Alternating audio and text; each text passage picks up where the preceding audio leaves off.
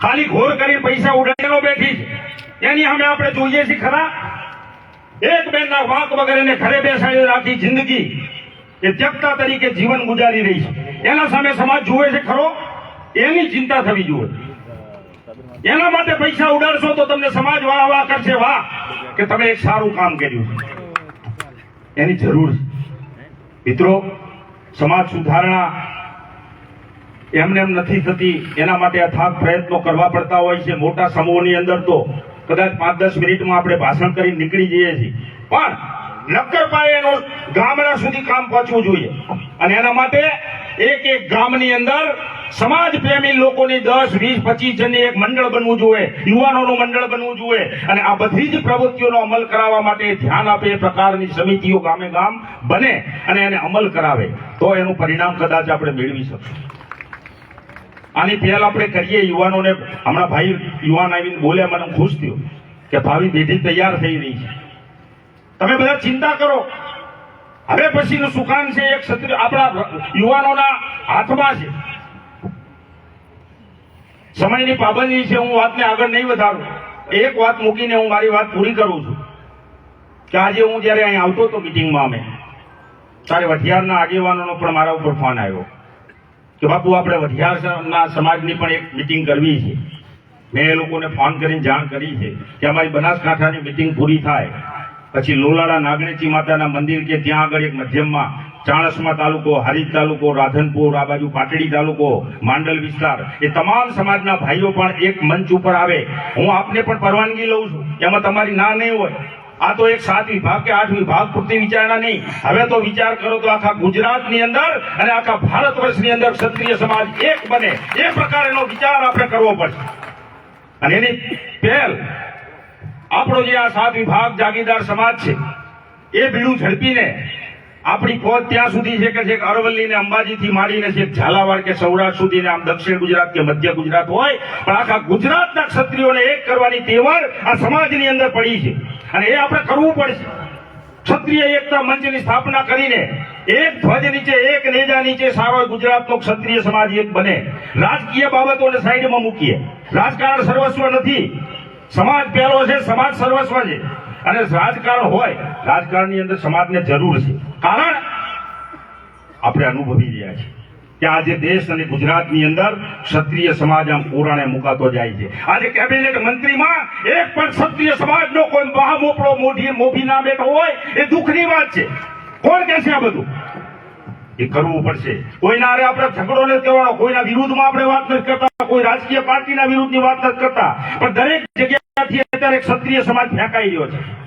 તમારી તાકાત ઉભી થશે, એ તાકાત છે સંગઠન બળ. સંગઠન બળ કોઈના સામે કજિયા કરવા કે કોઈ સમાજ સામે ઝઘડા કરવા માટે નહીં, પણ આપણા સમાજને આગળ ધપાવવા માટે તમામ ક્ષેત્રની અંદર, શિક્ષણ ક્ષેત્ર હોય કે રાજકીય ક્ષેત્ર હોય, એ તમામમાં આપણો સમાજ એક મજબૂત રીતે આગળ આવશો. અને જ્યાં કૃષ્ણ ભગવાને મહાભારતમાં કહ્યું છે કે સંઘે શક્તિ કલયુગે, આપણું જો સંગઠન બળ હશે ને તો સામેથી બધું ગંગા જમુના સરસ્વતી બધું સામેથી આવશે. ભારત માતા કી જય, વંદે માતરમ. શ્રી 84 કડી વિભાગ.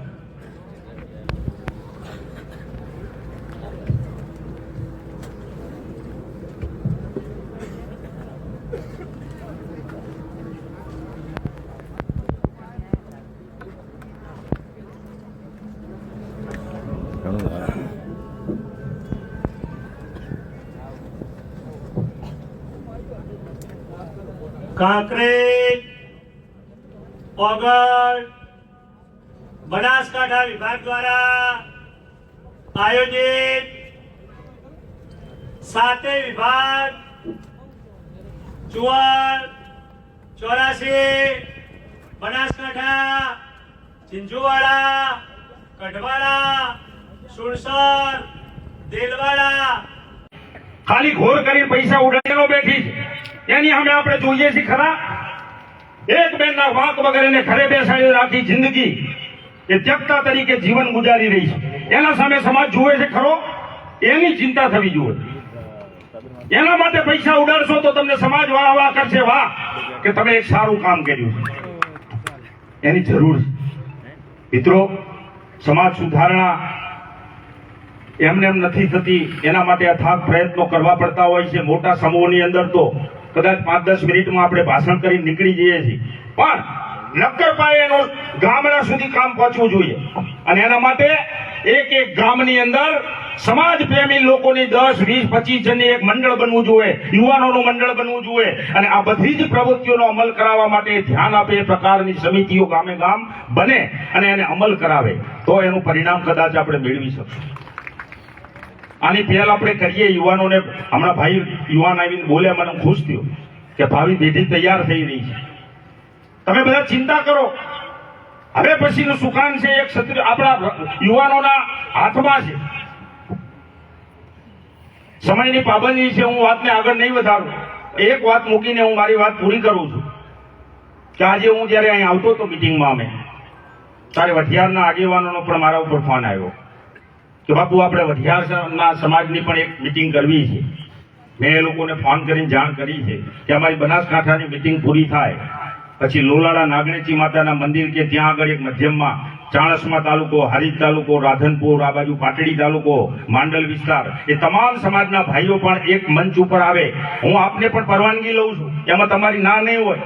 આ તો એક 7 વિભાગ કે 8 વિભાગ પૂરતી વિચારણા નહીં. હવે તો વિચાર કરો તો આખા ગુજરાતની અંદર અને આખા ભારત વર્ષની અંદર ક્ષત્રિય સમાજ એક બને એ પ્રકારનો વિચાર આપણે કરવો પડશે.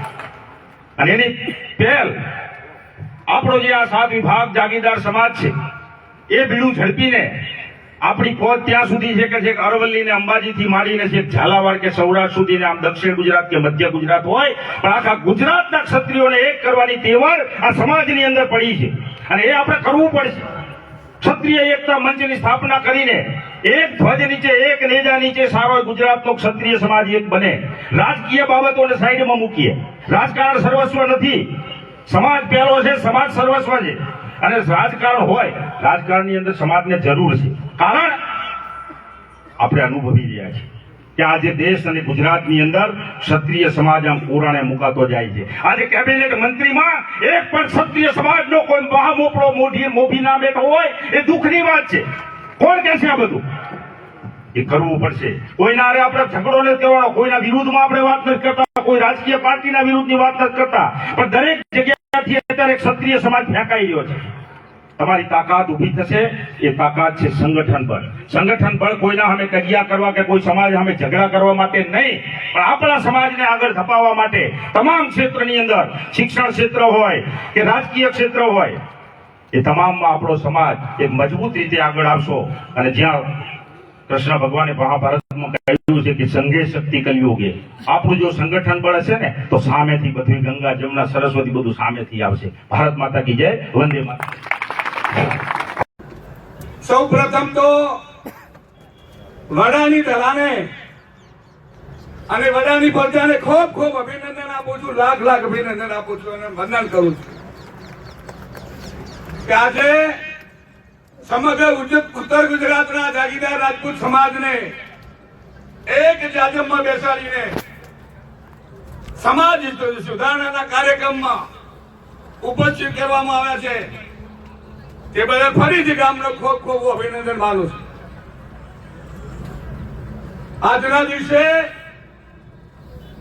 વધુ બોલવાની ટાઈમ નથી, 2 મિનિટ જ મને આપી છે. તો સૌ પ્રથમ જે આજે વડા મુકામે બંધારણ થયું છે એ બંધારણને આપણે સમગ્ર 2 હાથ ઊંચા કરીને અમને ટેકો આપીએ છીએ. સમગ્ર બનાસકાંઠા ખૂબ ખૂબ ધન્યવાદ, ખૂબ ખૂબ આભાર. જય હિન્દ, જય માતાજી. 1100 રૂપિયા લેવા અને આપવા. મોટા ભાગે આપણે લગ્ન પરત કરીએ છીએ, ઘણા બધા મેસેજ આપણે જોઈએ છીએ વોટ્સઅપ મીડિયા દ્વારા. એટલે 90% લગ્ન તો પરત થાય જ છે.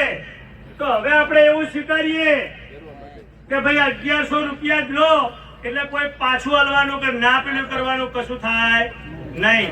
તો આજથી આ નિયમ આપણે લાગુ કરીએ છીએ સમાજ વતી. તો વરરાજાને એક વિનંતી, ઘડિયાળ, સાફો, સેલું, એક જોડી કપડા રોકડમાં 1100 રૂપિયા લેવા ને આપવા. બધા સમાજ ધન્યવાદ. દીકરી બાના કે દીકરા ના લગ્ન પ્રસંગે ચોરીમાં આપણે જગ્યાએ ના હોય ને તો ખુરશી મૂકવી પડે, ઘણી વખત તો કગરવું પડે, કોમેન્ટ ખોટી થાય. આપણી બહુ વારો હોય બિચારી જે જોવા આવી હોય ચોરી લગ્ન, એને આટલા આટલા ઘૂંટા તોડી દેવું પડે, કારણ કે મહેમાનોનો ફ્લો 50-60 જણા ચોરી બેઠા હોય. એટલે આજથી નિયમ કરીએ છીએ કે વરરાજા સાથે એના અનવર સિવાય કોઈએ મહેમાન માટે